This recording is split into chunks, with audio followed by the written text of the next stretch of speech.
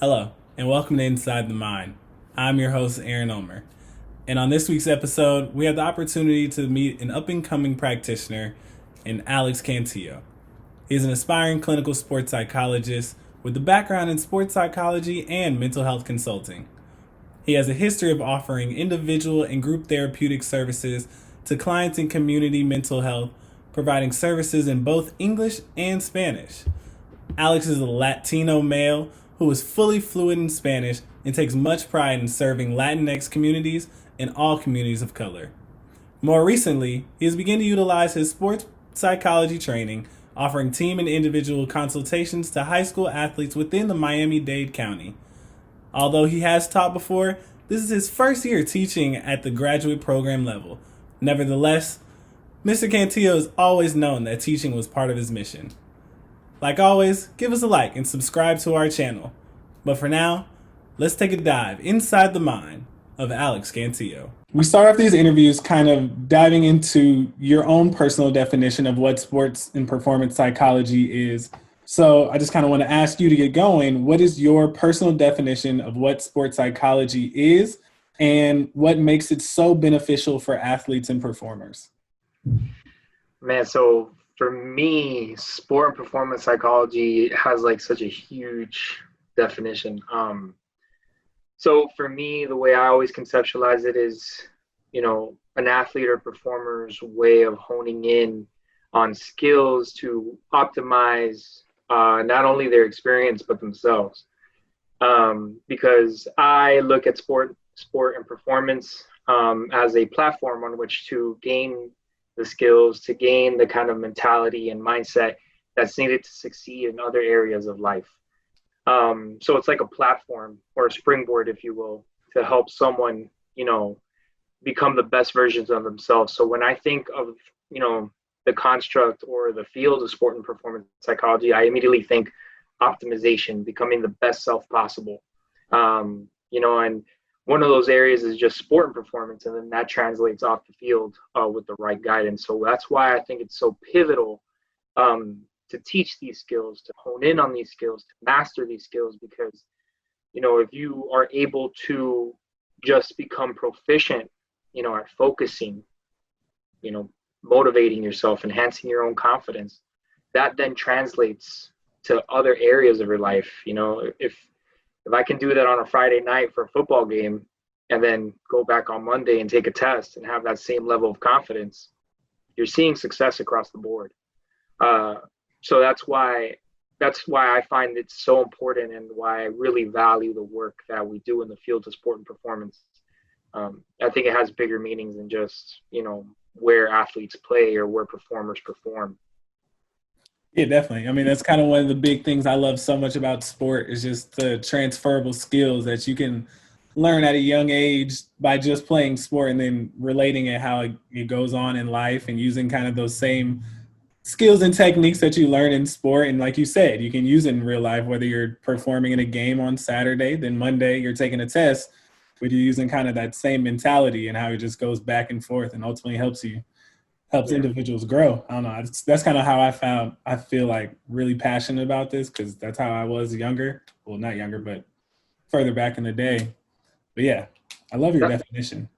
Not only that, because I'm so passionate of like the mental health side of it too, and working with athletes, I think that there's something to be said about how like performance and mental skills can be used as interventions themselves for maximizing the quality of your life, for maximizing well-being. When I think about it even more, we're all performers. It doesn't matter in what area of life. Like you're performing to a degree, whether it's performing as a partner, performing as a loved one, performing as a student, a business person. Every day we're called on to perform on, not perform on, but we're called on to perform to some capacity. So in many ways, the skills that we learn and teach through sport and performance can be honed in to maximize well-being and life quality if done, appropriately. So in 2013, you received your bachelor's in psychology. So what made you want to even dive into that field coming straight out of high school at a young age? What was about psychology that drew its most interest to you? It's always a funny story because I always say that I've always been that person that people want to go to and talk to. So I was like, why not? You know how people say, why not just make a career out of it? Why not make a career out of talking to people? And I say that in a very laissez-faire way. Like, there's obviously more that goes into it. I just found myself very attuned to others. I was very other-minded. And seeing that I can do so from a very accepting stance, from an unconditional stance, and guide them or provide support, those were things that I was good at. So I majored in it. The more I developed through my first master's and found out through my professional work that I'm capable of actually honing in on these skills and doing this as a living is something that really pushed me further into the field of psychology. And then I found sport and performance psychology because my heart was always in sports. And I'm like, I can do this with athletes and actually, specialize in this. So it just became like, just a straight, I don't want to say like a straight line. Obviously, as we all know, life goes like this and all over the place, but Definitely, like the progression found itself nicely. So I just honed in on it and just continued writing my passion. Like, I think that's something that I've always been very passionate about. And I mean, if you're in this field, that's what you're going to hear all the time. You're going to be passionate about others. I think what, about helping others, you're going to be passionate about helping others. But I think what really gives me the most enjoyment is that I'm able to be in a field where I can authentically be myself at all times. I don't have to put up a front. I can build relationships. I can help other people, but doing so in a way that's genuine and congruent with my own personal way of being. So I think that that's what continues to draw me and allow me to thrive in the field of psychology. definitely, that's beautiful. So from that point of graduating in 2013, can you just take us on like a couple key pivotal points to where you are now?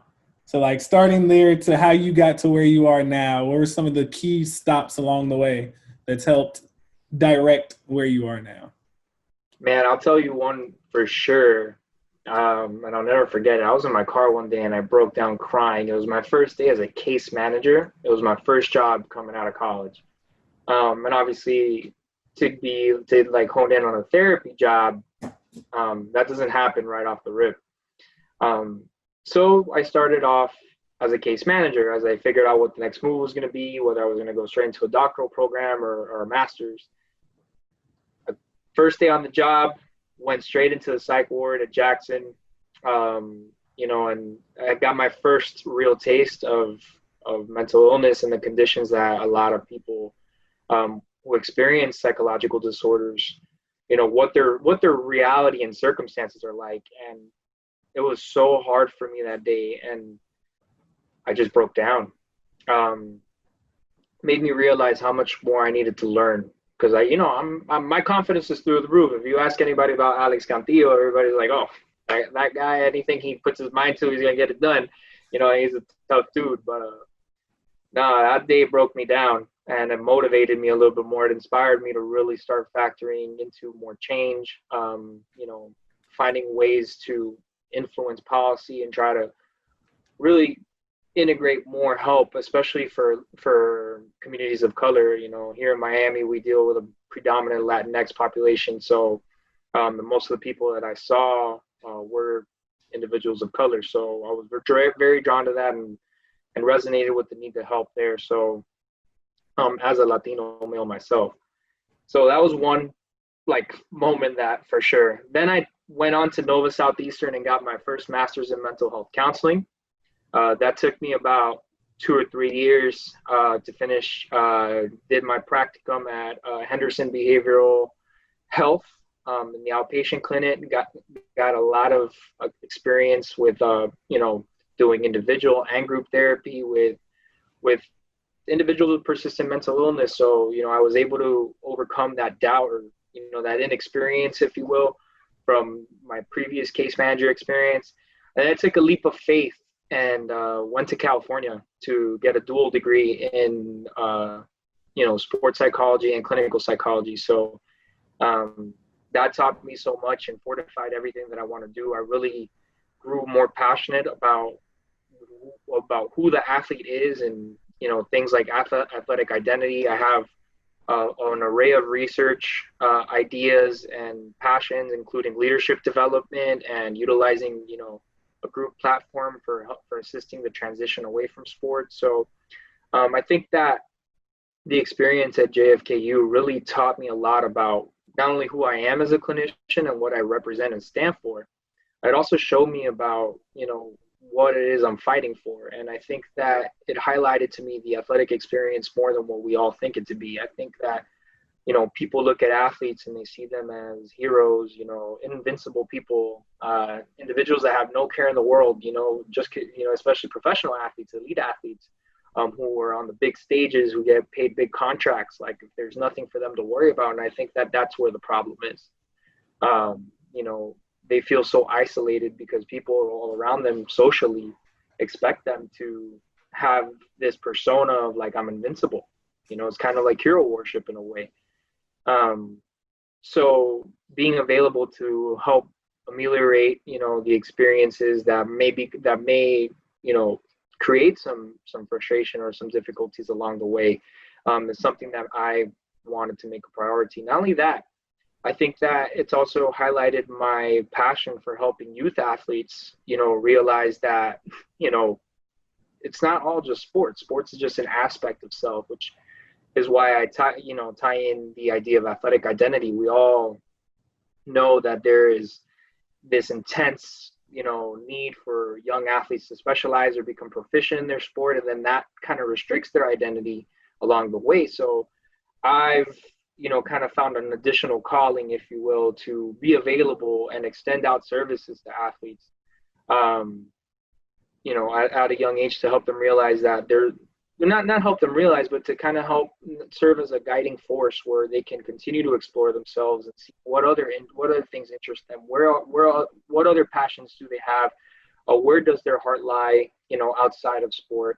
And also be available to them should they want to explore, other educational or vocational opportunities down the road. Because as we know, only 1% of athletes really make it to the top, and it's not going to be a straight path for all of them. So, and then now on the road, I kind of find myself back here in Miami, re-exploring my doctoral options, eager to kind of pivot and pursue a PhD route. So I'm kind of figuring that out, because I want to do more research as I've kind of experienced. I think that I want to contribute more to the field in terms of research, and then, feedback my applied work.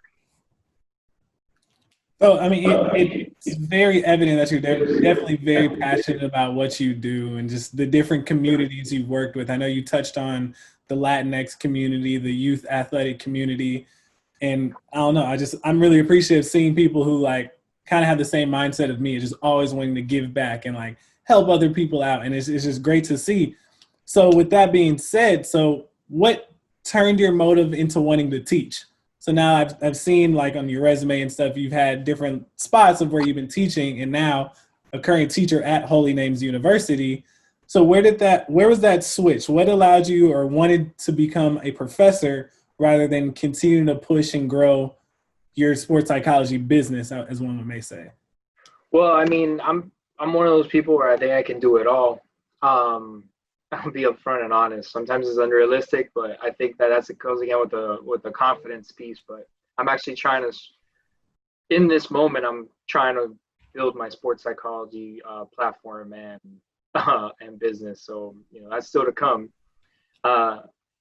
Still, I think that one thing that really got me excited about teaching is that, I have a vision for how this work is to be done. I have ideas and values, and I just felt like teaching was a great platform to share it. Not only that, I'm all about like you kind of acknowledge, like I'm about giving back. And this field has done so much for me already that I was like, might as well start paying it forward. I think that one thing our field needs are people and practitioners that people first. Notice how I say people first, not just practitioners, because this is more than a job. Um, we need people in this field that are going to be just as passionate and just as excited about what they do. And I felt like the excitement and the passion that I have for this, being, so young at this, like I'm, just 28 years old. Well, sorry, I turned 29. My brothers won't let you forget that. So I turned 29. I'll be 30 next year. I was still relatively young in this. I felt like I had to share it, especially, I take a lot of pride in mentorship, and leadership. And then, so teaching for me is one of those ways to execute that part of my mission, giving back and also mentorship, because I want to be available to younger students who are going through the same trials and tribulations, who are finding their way, and whatever role I can play in being able to help them pave that path, through my experience and clear. I'm not saying that the road's going to be easy, but to kind of lessen the tribulations and to give them more clarity on what needs to be done. That's something that I take a lot of pride in helping as best as I can with that. I make myself available. And I don't know, it's just a part of my personal life mission to be of assistance.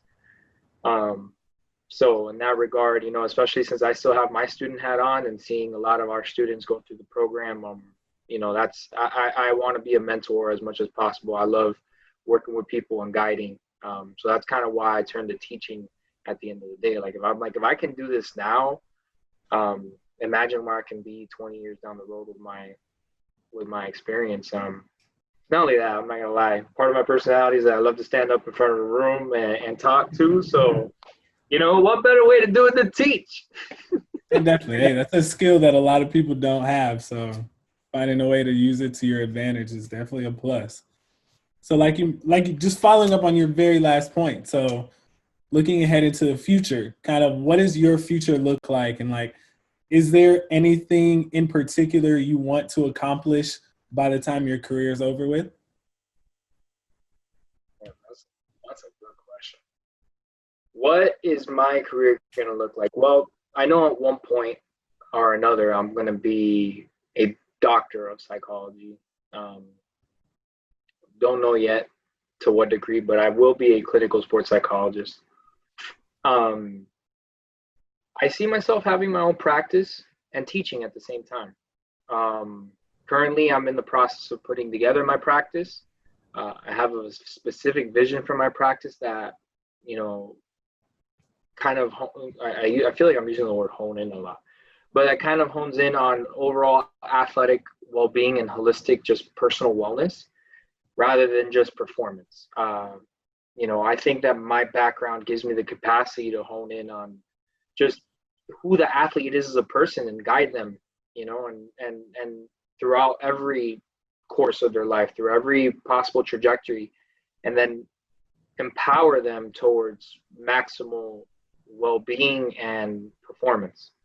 I want them to discover their capacities as a human being and not just an athlete.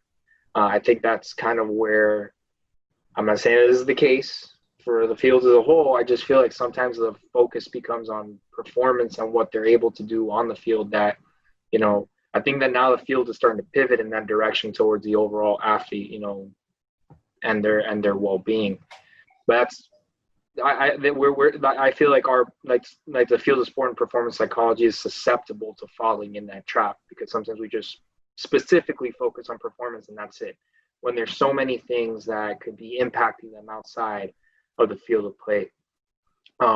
And I want to be that person available to them. So that's kind of what I'm building my practice around, that vision, maximizing the human of them, and giving them the skills if necessary, discovering their passions through, open dialogue and just honest, genuine relationship building and conversation.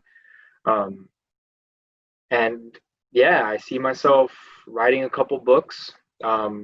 I think I want to, I think that I'm going to make a big impact on athletic identity, or on the topics of athletic identity, and transitions away from sport, especially with my group therapy idea that I want to implement.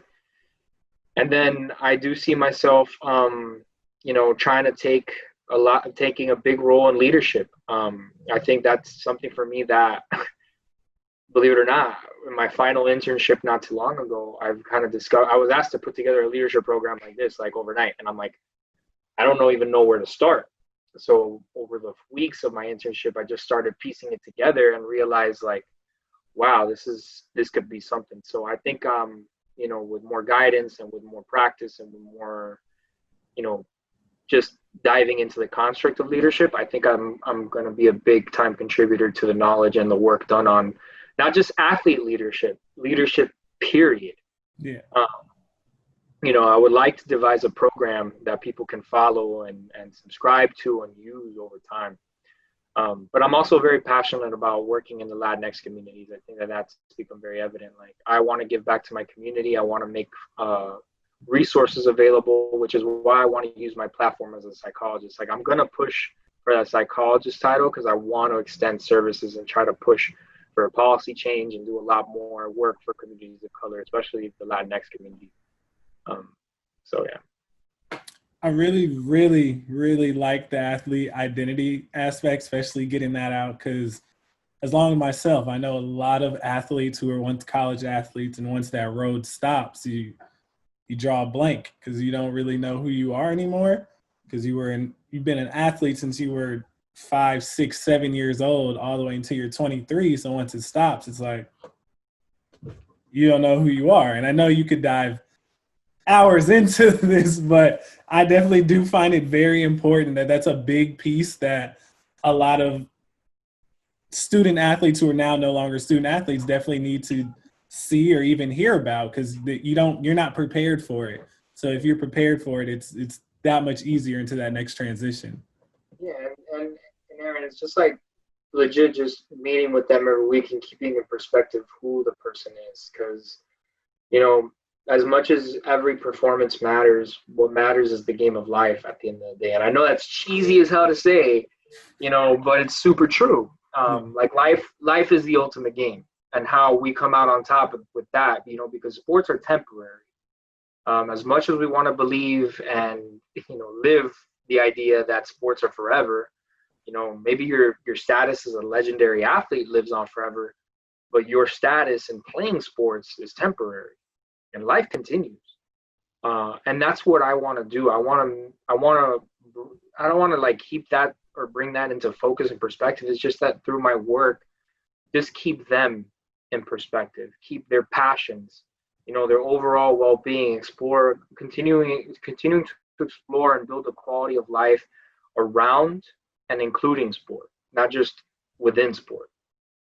And I think that's my bigger mission, offering a platform to optimize the well-being of the person and optimize the overall human being. I'm very humanistic in that regard. So finding their full potential in life, not just in sport. Definitely. So flipping your hat kind of now into the mentoring side, is there any advice you would like to give current sports psychology students and or up and coming practitioners in our field? Any advice to get them over the hump that they may be struggling, not thinking that this is so much going on, like that they're not going to get any of this, and figure out that complete circle of where they are? Is there any advice you have for them? So I'm gonna share the same advice that I was given by a very big name in sports psychology, Dr. Kenza Gunner. Edit that one out because I messed that up. But Dr. Kenza Gunner, she's awesome. I had a long conversation with her one day, and something that I always stressed about was trying to find the perfect way to make it in this field. And I kept on telling her all my ideas and everything that I had in store, and I was like, that's great. I'm just going to tell you one thing, just do good work. That's all she told me. She's like, do good work. I asked her for advice. I'm like, oh, do you have any other advice? She's the main, and we talked for like a long time, and she definitely has so much knowledge, and I'm super grateful for everything that she's done for me. But I think the thing that stuck out the most was just do good work.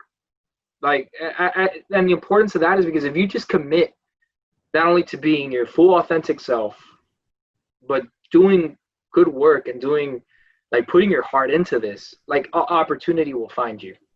I think we all stress in this field, we stress about what's the right path. Oh, we need to go pro. I want this opportunity, that opportunity, and at the end of the day, it's like everything will follow if you just do good work. Put your heart into what you do. Don't let a moment go by where excuse my language, where you half-ass something. If this is where you want to be, this is where you want to make it, just, put in the work, bust your butt, learn, have a beginner's mindset, take in information, advice, knowledge from other people around you, and most importantly, just devote yourself to your work and put out good work, and everything else will play itself out. I've stressed myself out so long about trying to find the right path and everything that I always fall back. That's my mantra. Just remind myself, do good work, because everything else is going to unfold as it should. And at the end of the day, I'm going to live with no regrets knowing that I put in good work. So thank you, Dr. G, for that. And it definitely, it's one of the most impactful pieces of advice that I've ever been given. And I want to make sure that everybody else understands that. Just do good work. Well, that's perfect. That's all there is for me. I just want to thank you for taking the time to jumping on Inside the Mind with me today. And I really appreciate you. Thank you, Aaron. I appreciate being on here and looking forward to talking to you soon again.